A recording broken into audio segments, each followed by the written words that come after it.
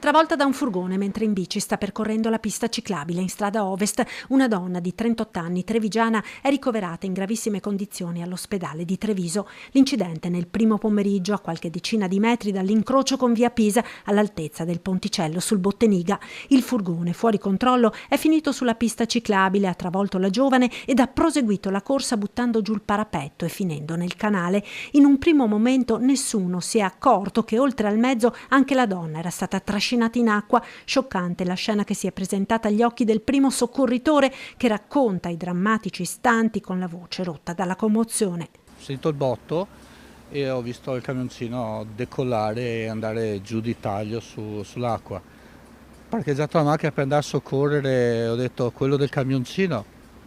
Non pensavo, quando ero sopra il camioncino per cercare di soccorrere, ho visto il corpo della ragazza, che gli ho dato subito c'è qualcuno, cosa, è arrivato anche un altro ragazzo, mi ha dato la mano, l'abbiamo tirata fuori, tenuta tra le braccia finché non sono arrivati i soccorsi. Mentre il conducente del furgone è stato aiutato ad uscire dal mezzo finito nel corso d'acqua, in attesa dell'arrivo dei sanitari del 118, i passanti hanno cominciato le manovre rianimatorie sulla giovane. È arrivata una ragazza bravissima della Civis che gli ha fatto il massaggio cardiaco, insomma quei minuti lì è arrivato il 118, i pompieri e l'ambulanza e l'hanno portata. Io spero solo che ce la faccia, che sia servito a qualcosa, povera. Il furgone fuori controllo è passato giusto in mezzo tra un albero ed un paracarro, pochi centimetri che avrebbero potuto evitare il dramma. Solo pensate che è passato